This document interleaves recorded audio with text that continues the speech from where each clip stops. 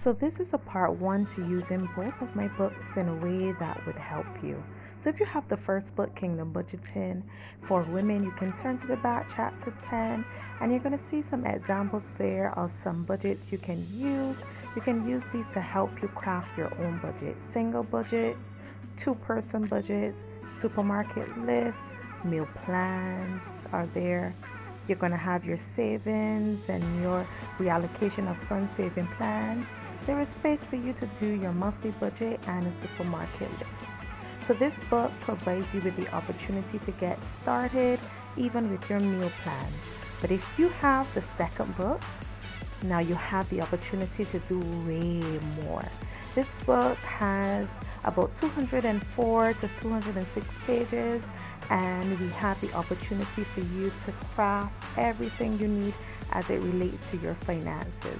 I'm getting started with my personal book and I'm writing out my financial goals for the future, really and truly, for probably the next year or so. So I'm going to start with my short term and then my long term goals. So one of the things I really want to do is to develop consistency in my budgeting. So I'm making note of that as well as adding some long term goals there as well. I'm going to take some moment or so to tell my financial story. Right now, financially, things aren't as difficult as maybe years before, but there's always room for improvement.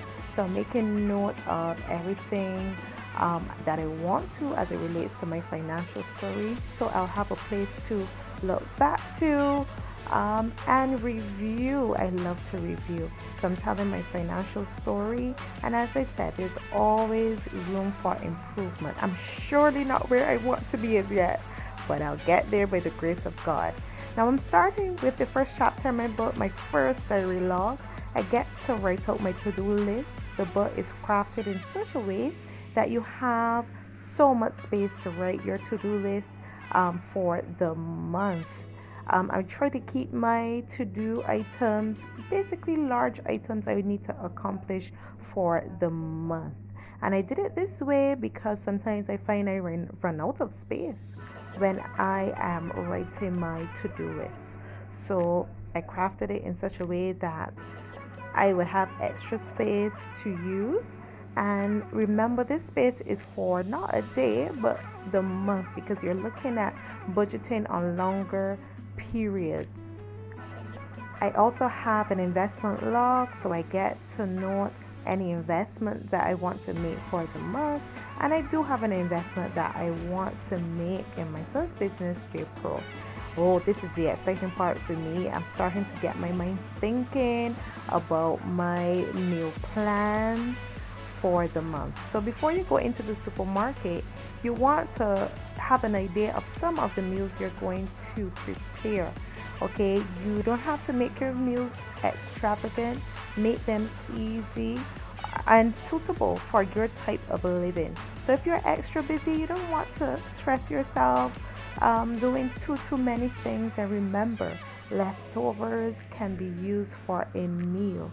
I want to include water and Moby in my beverages for my meals because I want to get, a bit healthier, cutting out some of the sweetened drinks. So you're going to see that I'm going to make note of that there. So I'm writing out my meal plans. I want to include more veg in my meal plans. And you have the opportunity to plan your meals for every day of the month.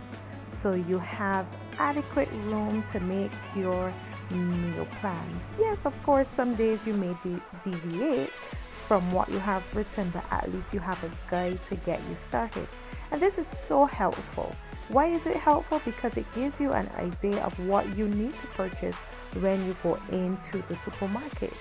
So you wouldn't just go into the supermarket, purchase one thing, and then you have to run back to the shop or send someone somewhere to get something else to complete your meal. But you want to have these things in mind before you do your shopping.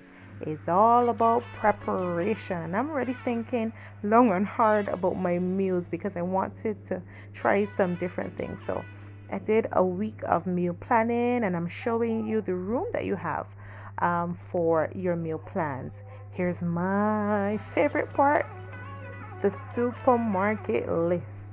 I usually write my supermarket list in this book, and I'm so excited.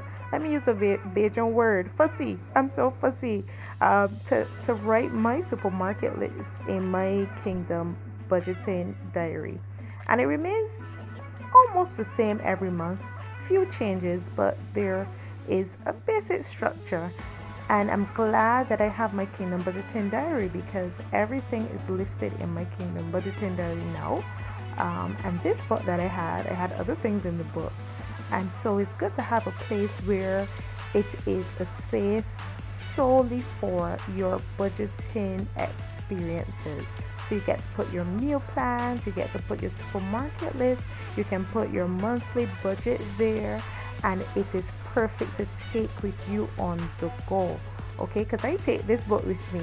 So now I'm going to switch that out and I am going to take my Kingdom budgeting diary. So I'm writing my supermarket list.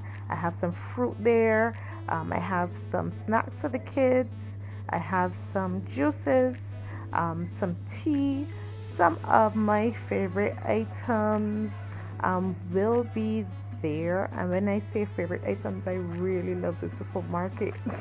So the things that I love to buy, I indulge myself in shrimp and corn on the cob. Two of those things I like. But everything else is pretty normal. I try to not go over and beyond as it relates to the list. I keep things down in terms of pricing, try to make things work. Every day will not be a meal with chicken. I try to, switch it up, make it financially affordable, yet still exciting, yet still fun. So I'm writing out my list and making sure that I have everything I need. One of the things you can also do is do a quick check around your house. Check to see where you are as it relates to your detergents, your cleaning supplies, if they need to be refilled. You do these things before you go into the supermarket. You don't want to be guessing, do I need to buy another soap powder? Do I need to buy a new thing or new this or new that? You want to have everything in place beforehand, and this helps. This helps with organization. I love that the book provides so much space for writing your supermarket list. So you have at least 3 pages there that you can fill with items. I love that. So it provides you with adequate spacing that you can write your supermarket list. So I'm shutting the book now because I just want to show you what it looks like. It is full of space. This is what the book looks like, and you're going to see me taking it into the supermarket. So I'll see you soon, and I hope this video was helpful. Bye bye.